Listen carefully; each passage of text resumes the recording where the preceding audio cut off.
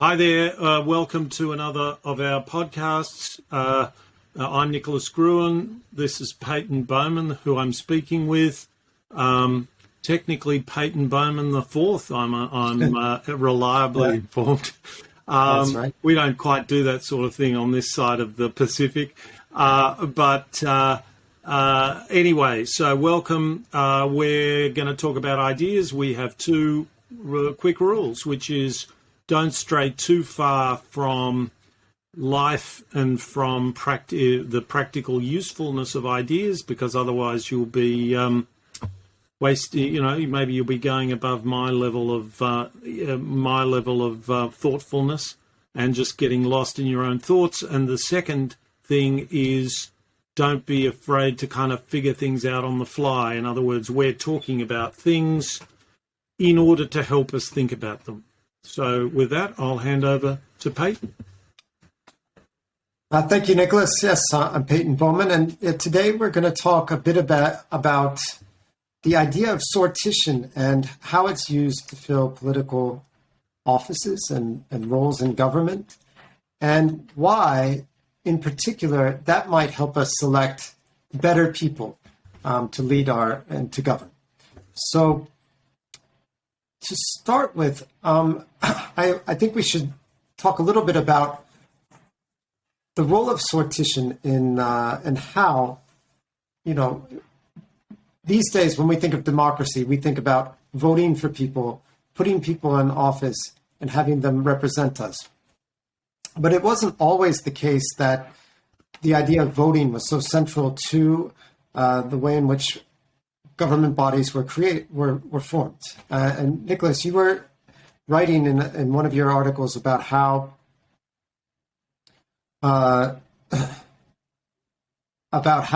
you shared with me a quote from The Spirit of the Laws, I think it was, right, by Montesquieu, about how really the fundamental idea of democracy is actually this idea of choosing by lot, choosing citizens randomly to form public bodies and to fill public offices. And maybe you could talk a little bit about that. Sure. So at the time that modern democracies, I suppose you can think of, they emerge from from the American Revolution, the French Revolution, and in the wake of those things, really about 50 years after those things, the democratization of an oligarchic system in Britain.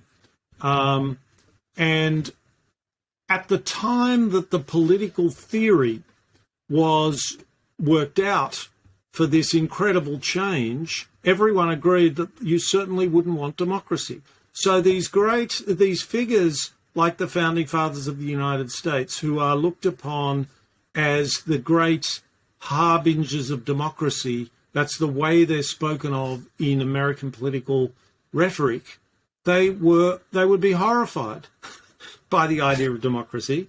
And the founding fathers had a problem, which is that they wanted to break away from the British government.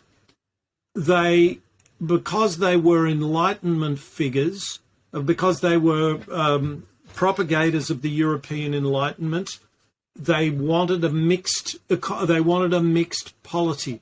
They didn't want an autocracy of the absolute rule of the monarch. They wanted the sort of so everyone was in love with Britain at the time. Voltaire wrote letters on the British Constitution. Britain was kind of best practice, to use a stupid modern neologism or a stupid modern term. Britain and Holland were best practice.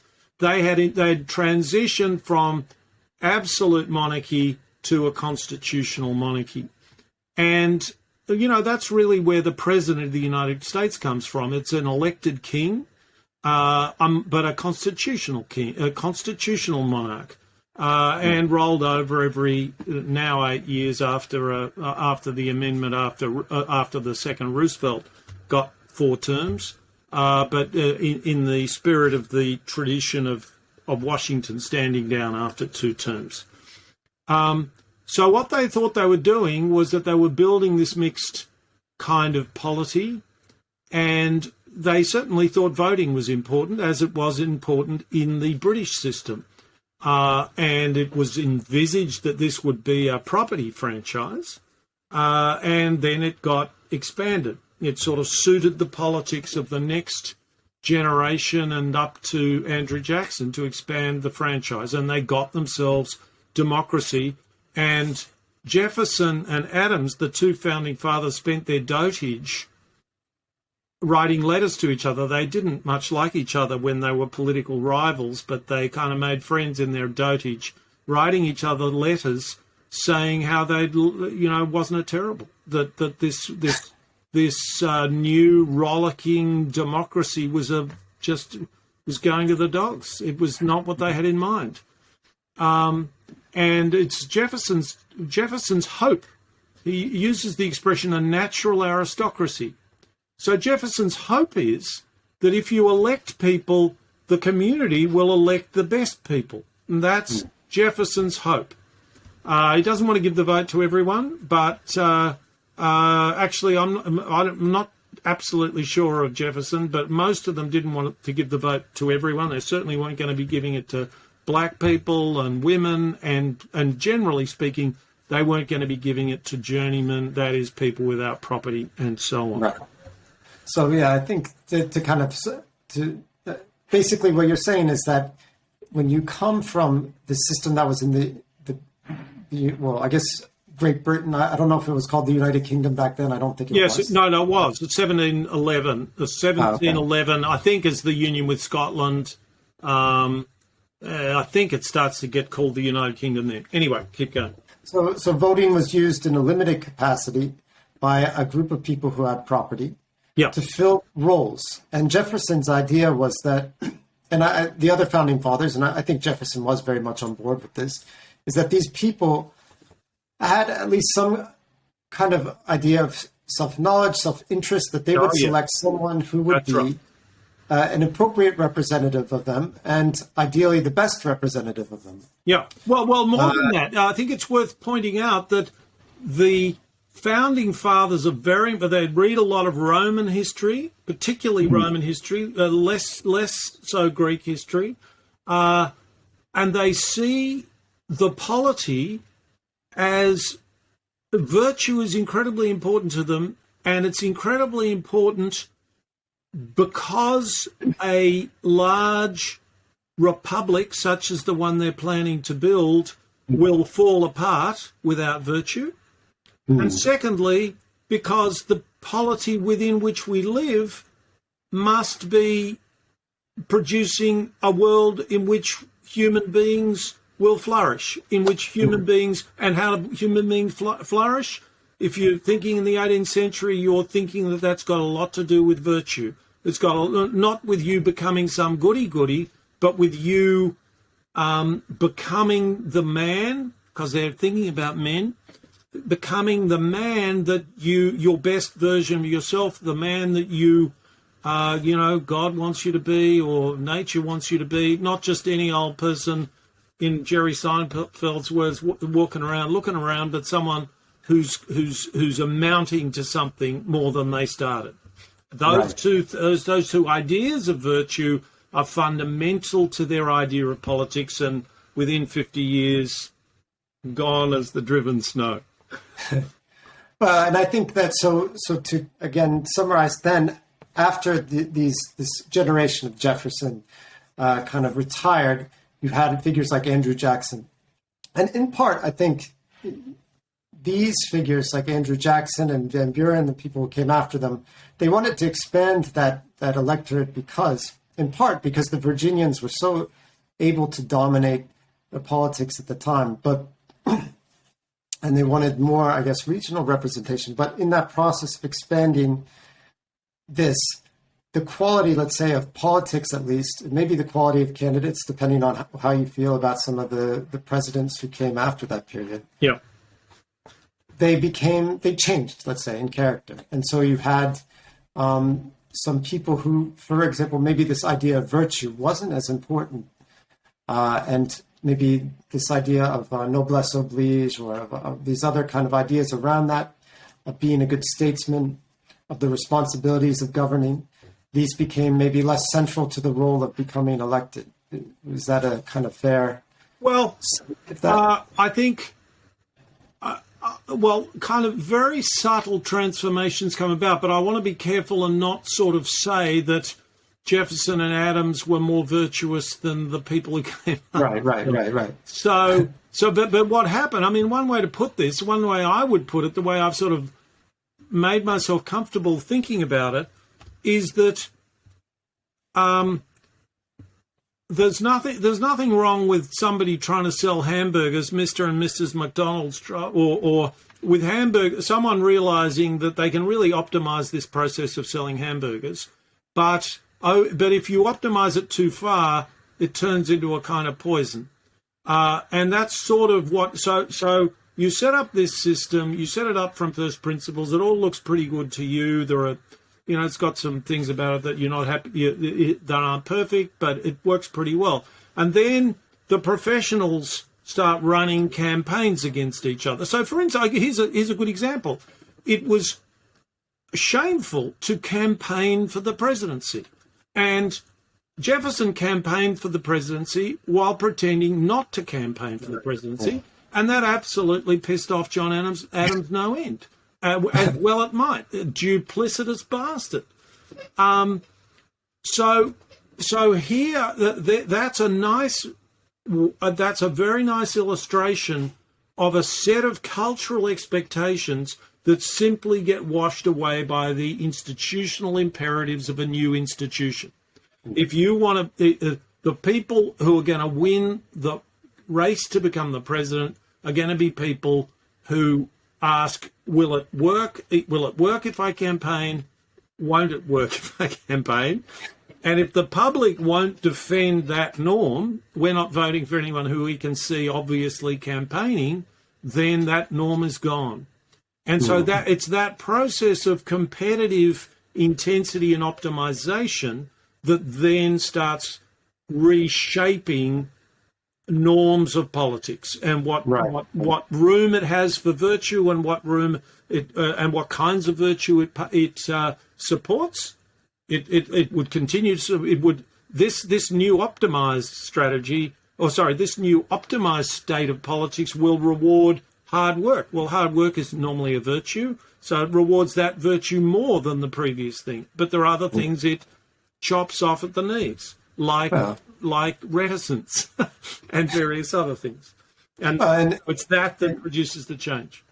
Yeah, and then you speak a lot about tacit knowledge, tacit experience, tacit understanding between people, and I do think that these kinds of approaches, they erode the conventions and the unspoken customs around the presidency, and we saw, I think, at least up until this point, we saw that ultimate expression in the past 8 years or so, right, where a lot of the traditions of the presidency, whether good or bad, were discarded because of what was effective, essentially, in terms of getting people. So, but I want to talk a little bit about a word you used in one of your articles, which is this word careerism. So what is careerism, and how does it apply to this kind of way of doing politics in a democracy? Well, I think careerism is really incredibly important. And let's just use careerism at the moment. I'll be happy to use it in a pejorative sense soon enough. But at the moment, I just mean that if you want to be a successful politician, that's a career. In fact, it's one of the interesting things about the American Constitution that amateurs like Donald Trump, and in that context, I mean, I'm not a fan of Donald Trump, but I don't use the word amateur in a disparaging way at all. Amateurs, Oprah Winfrey, if she wanted to have a crack at it, would have a good chance of becoming the president, I would imagine. Now, most politicians can't do that. And again, in this non-pejorative sense, Abraham Lincoln was a careerist. And what I mean by that is that right throughout his career and throughout the career of every politician, they are trading off ends and means every day of their life in politics. They'll need to do things that you wouldn't really want spoken about out in the open. They're not necessarily terrible things. They're just not all that good. You'll go and talk to someone whose support you need. You really don't like them. You know they're a self-interested so-and-so. You know that you can do them a bit of a favour. It's not an illegal favour, but really, why are you helping such an odious person? Well, you need their vote for something else. That happens to you every day. And then someone says, look, if we go ahead with that sugar tax, we miss out on all that money from Coca-Cola. And, you know, I really want to abolish the death penalty. I really want gun control. I really want this. So out goes the sugar tax, for instance. That is the texture of your life. In politics, that is your career. And through that process, people go in at the beginning, and I would apply this sort of analysis to lots of other institutions which I regard as having collapsed. Academia, the Roman Catholic Church, perhaps. And you go into it and you think, yeah, well, I can see some dodgy things that are going on here, but they're not too dodgy. They're not criminal. That's the game. And I'll become more senior and things will get better. That's the process. And that's the process whereby we can take ordinary or not so ordinary, but often very good people with good intentions, induct them into this process, and after 10 or so years in this career, they're connecting, people are required to act in ways that work, that are, when you look at them in the cold light of day, ways which are unethical to a normal person in normal life.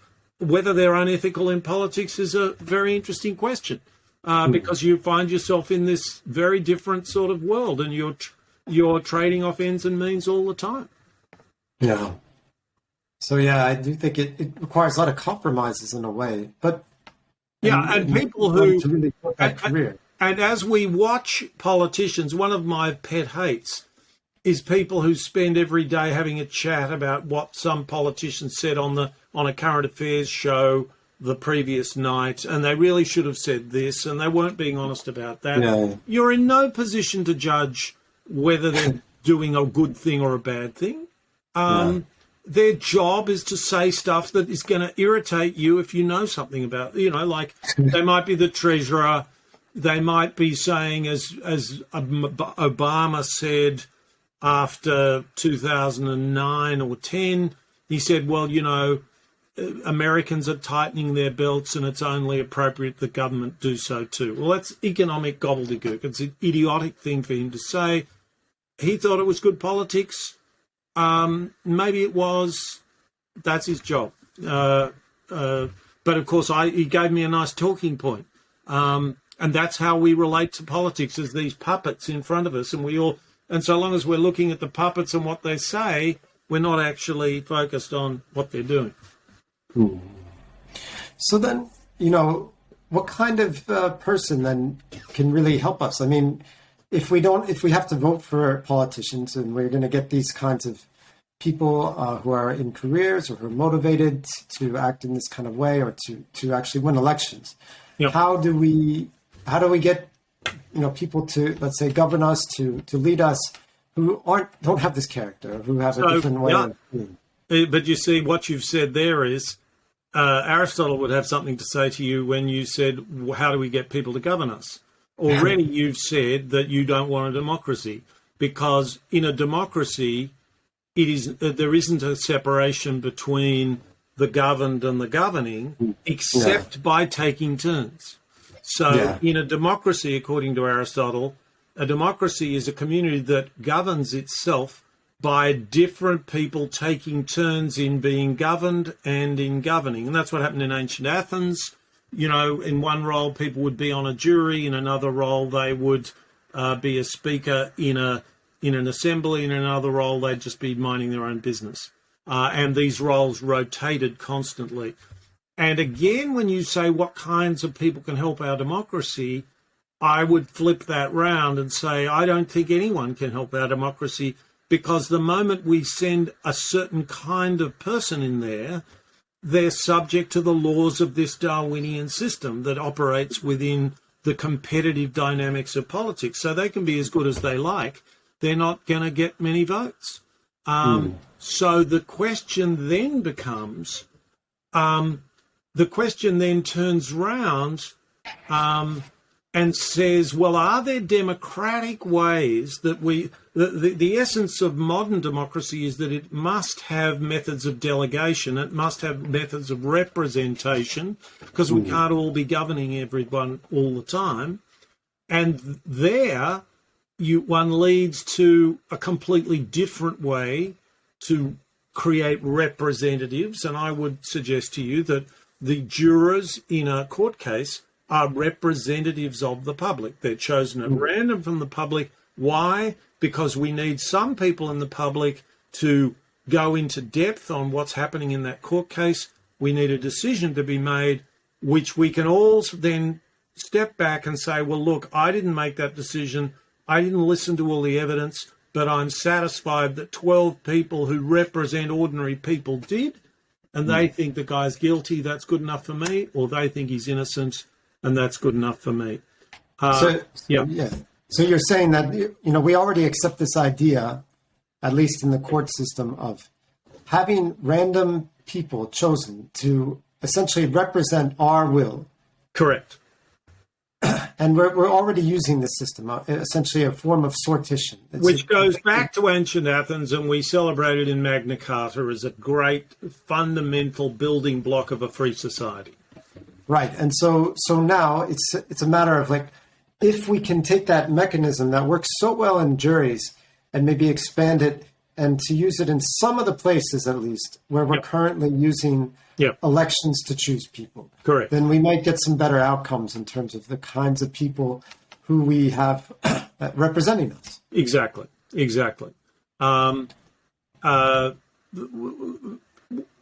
Well, yes, and we just get completely different psychological dynamics. If you said to somebody, well, a word that everybody thinks is a nice word is accountability. We want people to be accountable. Well, guess what?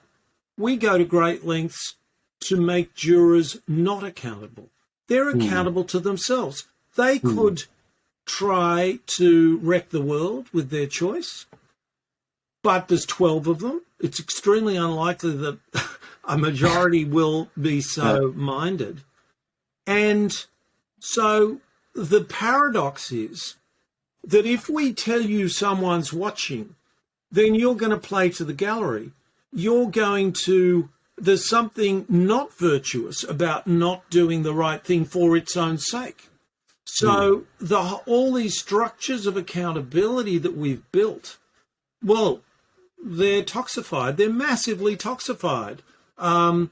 We know that confirmation hearings in the Senate, inquiries in the House are full of political monkey business, full of of accountability theatre, which has metastasized into something pretty damn, I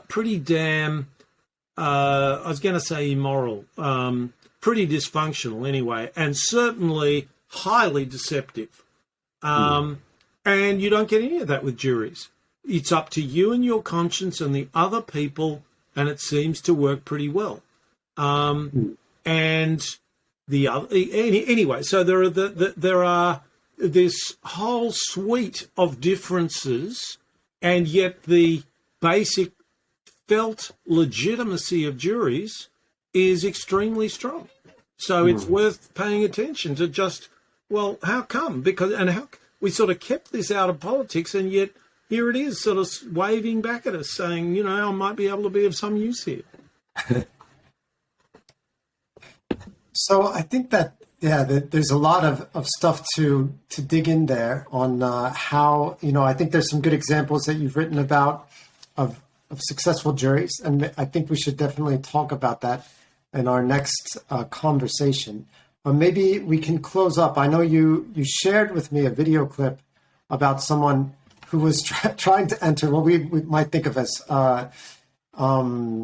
traditional democracy, at least traditional for the past two or 300 years. That's right. He was standing for the legislature of the Australian Capital Territory, which is effective. Well, it's like DC in the United States.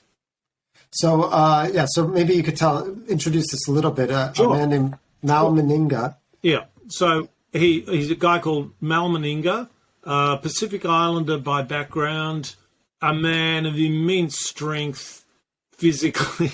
He was the captain of our rugby team. If anyone's familiar with rugby, I've seen him tackle a big, strong man who got over the try line and hold him physically up so he couldn't get the football down onto the ground and prevent a try. A man of incredible speed and power and a very decent guy. And he was persuaded, I think, by our Labor Party, which is the closest equivalent is the Democrats in the United States, to stand for the ACT, the Australian Capital Territory Legislative Assembly. And this was his first interview. And he was asked the obvious question, why should we vote for you? Okay. I'll share this clip. And then I'd like to talk a bit more afterwards rather than just sign off. Yeah, definitely. Let me just, okay, I think I've got it. All right, and I will play the clip. Political career. It was his first radio interview as a politician. Seemed to be going okay. And then something happened. Why are you standing? A number of reasons. I guess throughout my sporting career, I've had the urge to do community work, and I think I've really worked hard on that aspect. My 16 years in Canberra, and the thing about that is that I was, I guess, a public figure, and I was put on the podium where I was just a person out there making sure that I was. So Mal Meninga is leaving the studio, and he says that he can't do it. Mal Meninga's political career had lasted less than 30 seconds. So that's the clip. I'll stop it there. So it's a great clip, and he's a bit of a folk hero for that less than 30-second performance. A lot of people feel exactly like, a lot of people can relate to that. And I was talking, what put me in mind of this was a person from Iowa approached me because he's a fan of some of the work that I've done and some of the writing that I've done about sortition. And and this is in the context of him considering standing for the Iowa legislature. And I think I'm saying Iowa. I should say Ohio. It's Ohio. I'm pretty sure it's Ohio. Sorry about that. And he said he was talking to his wife in his kitchen, and he said, well, I'm standing for, I want to stand, and they all thought this was good. And they had to go through his campaign material, and he had to describe himself and why people should vote for him. And he had the Mal Meninga experience. Well, he didn't. His wife said, you're full of shit. And he hated the idea that he was going to tell people why he was better than anyone else to stand. He hated the idea. This was built into the American Constitution, as I said earlier, that it's shameful to campaign in some kind of fundamental sense. Yeah. And in fact, I talked to him, and so he wanted to go in a different direction, which is to promote sortition, not himself, but sortition, this process of selection by lot that underpins juries. And so I had a fantastic conversation with him. But I guess this left me with it's not that I've thought about this for a lot, as you know, and I've sent you some things that I've written on it, but what a fantastic less than 30 seconds that is to say that there is a gatekeeper on electoral democracy. That gatekeeper is people's sense of shame, people's sense of their own ethics in the life world, not in the world of politics. And they don't like it. And they just, a lot of people won't have got to the stage of kidding themselves to get themselves into that first interview. But I can be so grateful for Mal Meninga to show us exactly what's at stake here, which is that what proportion of ordinary people would not just relate to Mal Meninga, but either be one of the people who didn't even go into the studio, or one of the people who, I don't know, is that 20% of the population? Is it 40% of the population? Is it 60% of the population? That's a good question. This is not so in that sense, and I don't think that's a trivial sense, this is not a democracy. It's a system in which all those people get a vote, and that's great. But to use an ancient Greek word, this word isegoria, for which we have no equivalent in English, even really as a concept, but it means not freedom of speech, but equality of speech. And our democracy doesn't have equality of speech. If you don't have a university education, you pretty much can't get anywhere. If you speak in a certain way, you'll be attacked as being racist and a million other things because and generally just deplored as an ignorant nothing. And that's a world in which we feel it as an oligarchy. We feel that there's something profoundly wrong with it, and then we say it's sort of not democratic enough. And it's not, in a way, but I think the really core thing is that this idea of virtue has just been smashed by optimization, by the professionals who tell you what phrases to use, test out slogans, and script, or they don't literally script everything. You come up with your own words, but you come up with your own words in an idiom that is completely taken over by the medium. And that's the world that we're in, and it's people feel its emptiness, its toxicity, and that's the world that we have to try and fight our way out of.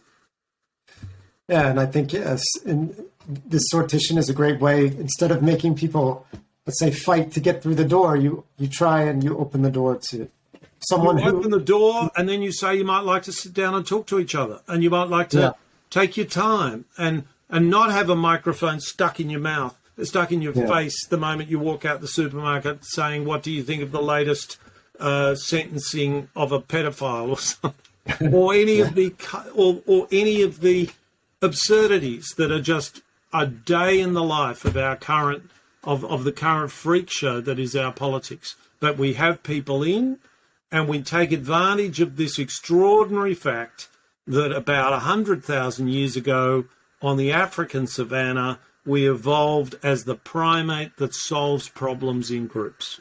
Well, I think that's a really nice place to stop for today. But yeah, well, thank you very much, Nicholas. And I think we should definitely continue talking a bit about these, about successful juries or successful governing bodies through sortition next time. So sounds great. Thanks, Peyton. All right. Have a good one. Thank you. Bye.